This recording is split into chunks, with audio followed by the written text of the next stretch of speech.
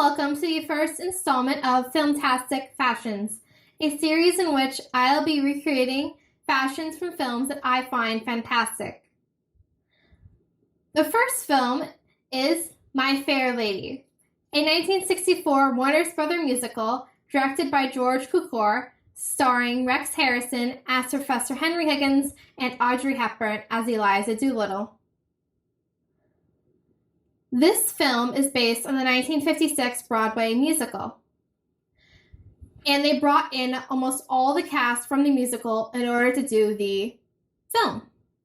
They did not, though, take the main character of the film, Eliza Doolittle, who was famously played by Julie Andrews, because they didn't think she could do it. Julie Andrews, though, was picked up by none other than Walt Disney to star in no other than Mary Poppins, for which she won an Oscar for Best Actress. This Warner Brothers musical won 8 Academy Awards in 1964, including Best Picture. Because of Audrey Hepburn not being a singer, she was dubbed by Marina Nixon, who also dubbed Natalie Wood in West Side Story, as well as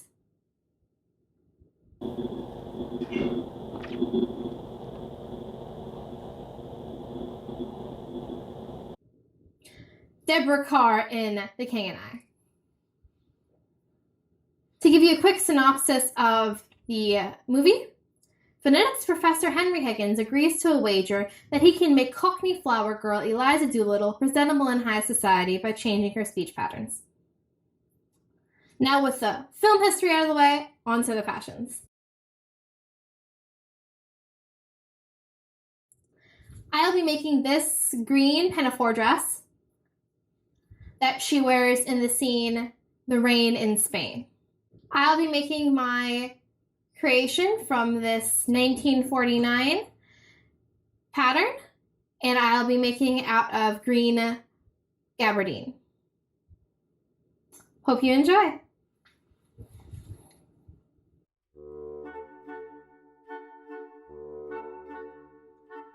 As always, the first step was cutting out all my pieces.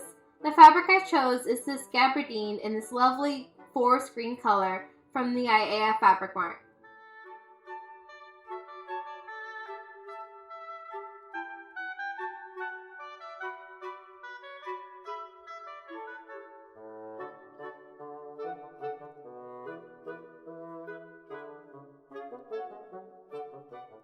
Here are all my pieces cut out. The back facings, the front facings, the front piece, the back piece, the pocket flap pieces, the pocket pieces, the back skirt piece, the side back skirt pieces, the side front skirt pieces, and the front skirt piece. Off camera, I serged all the edges of my various pieces that would not be finished using another method.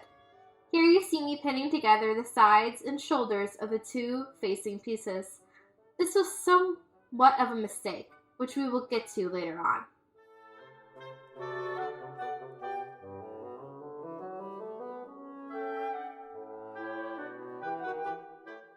Then sewed up the darts and tucks in the front piece.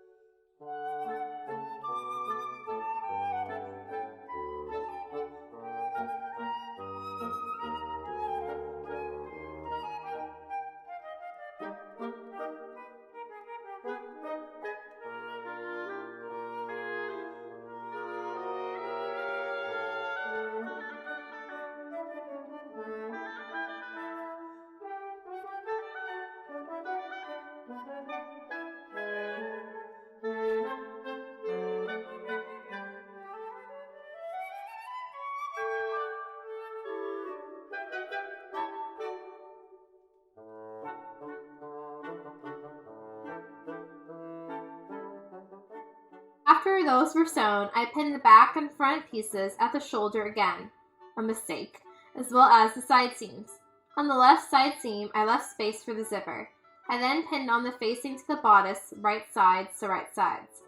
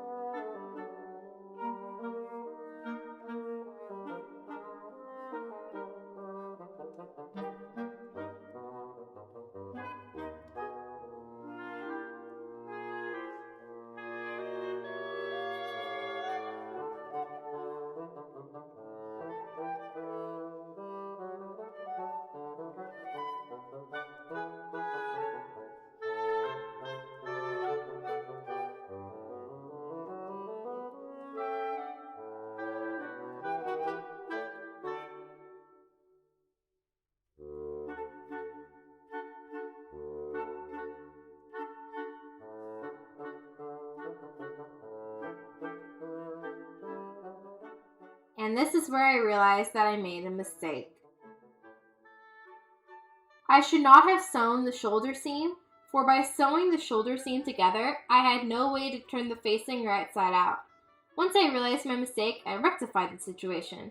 I seam ripped the shoulder seams of both the bodice and the facing, then proceeded to sew the facing on.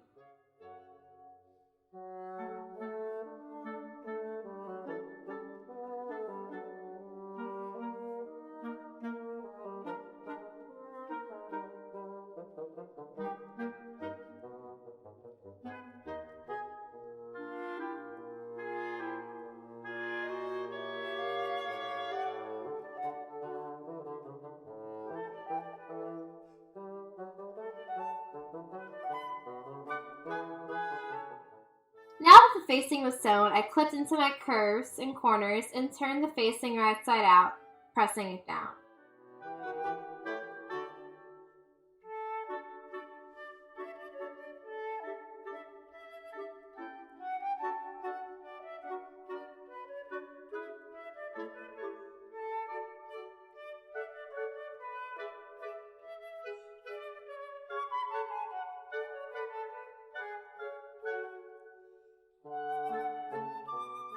Now that the shoulder seams could be sewn the correct way, the shoulder seam of the bodice was pinned and sewn, being careful not to catch any of the facing bit.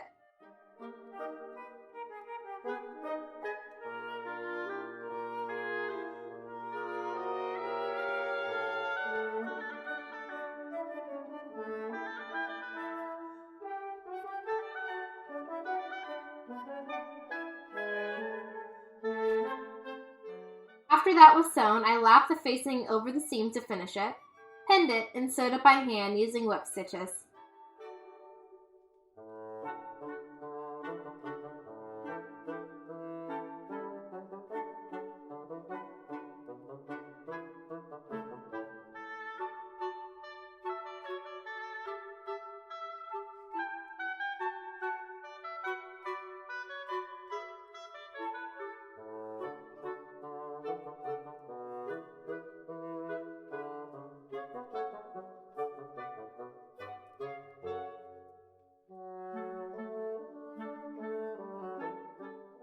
Now with the bodice done, I turned my attention towards the skirt.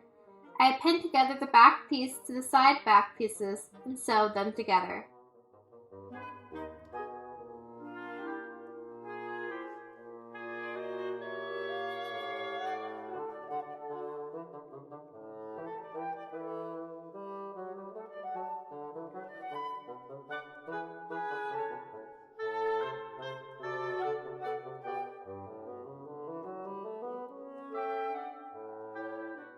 I then moved to the ironing board and ironed those seams open.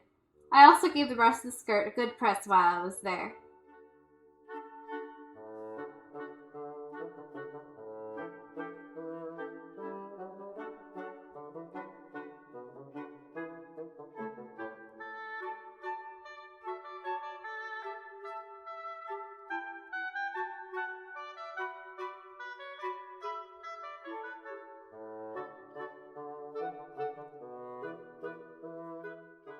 Now on to the pockets. I know her Pinafore doesn't have visible pockets, but if I'm making something, then it has to have pockets. End of discussion. I pinned the pocket flap to the right sides of the pocket piece, then sewed.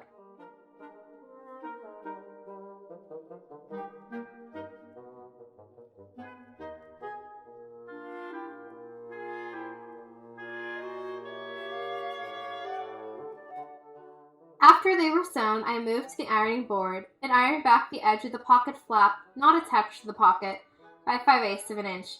Then ironed the seam where the flap attached to the pocket towards the flap. I then ironed the flap in half and pinned it, covering the joint of the flap and the pocket. I then sewed that down by hand using whip stitches.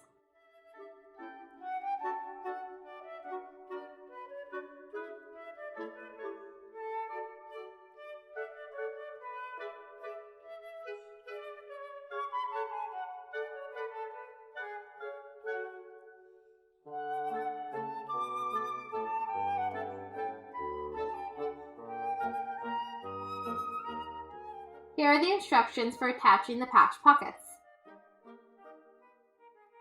Before attaching them though, I had to serge the edges because I forgot to when I was serging the other pieces.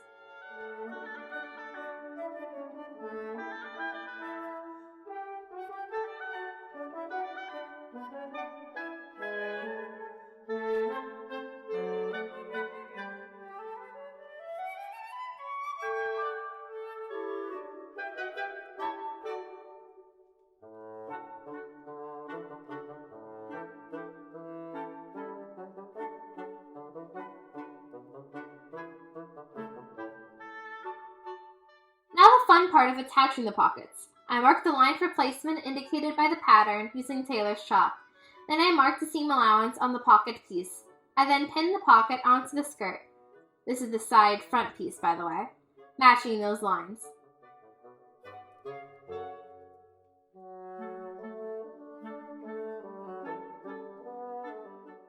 I then sewed on that line by machine. I then aligned and pinned the sides of the pocket to the sides of the skirt piece. This causes the pocket piece to dome and create more room to be, well, a pocket. Now that the pockets were attached, I could pin and sew the front skirt piece to the side front skirt pieces, which you see me doing here.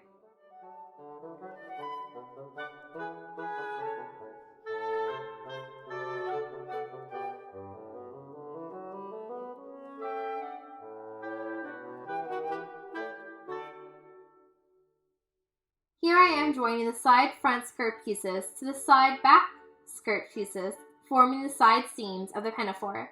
On the left-hand side, I left free the portion of the seam indicated by the pattern for installment of the zipper later on.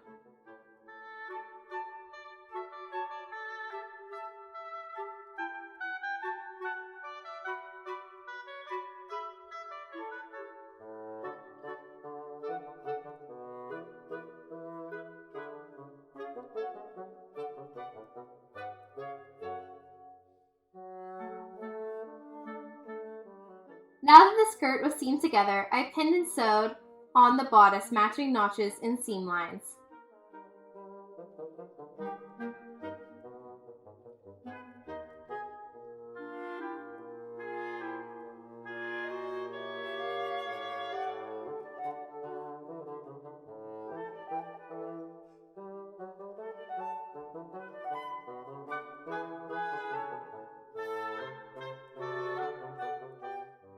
Now I decided, for the sake of leveling up, I would hand sew the zipper on this pinafore. I turned back the seam allowance and pinned the zipper teeth about 1/8 of an inch away from the folded edge on each side.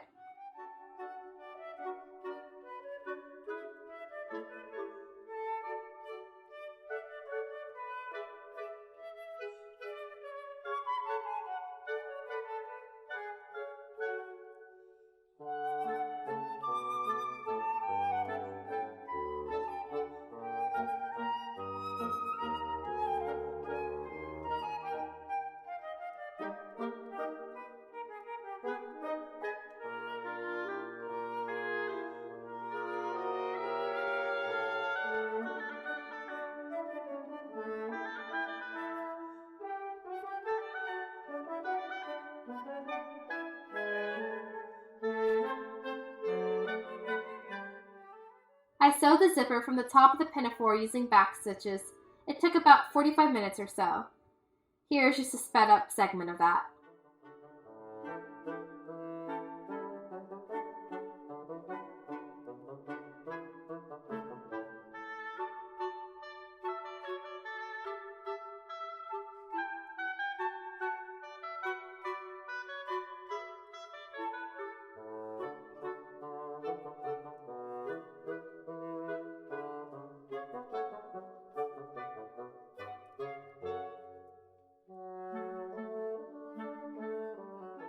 Here's how the zipper looks after it's been sewn.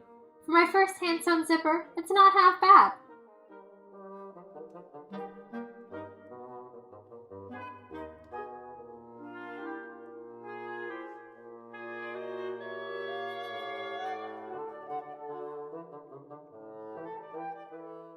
I then pinned the facing to the side seams and tacked it down.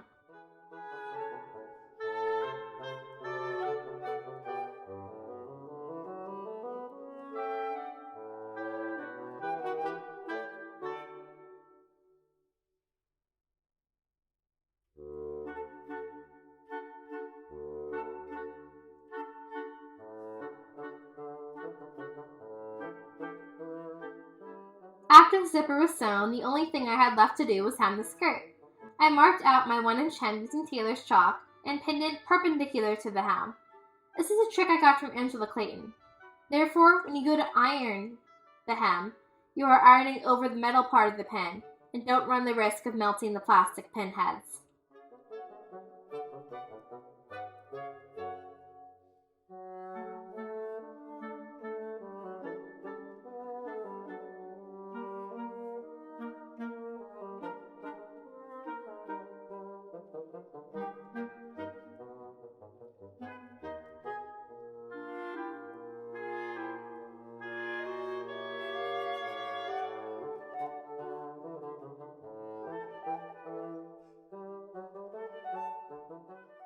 Hopefully this visual makes a little bit more sense.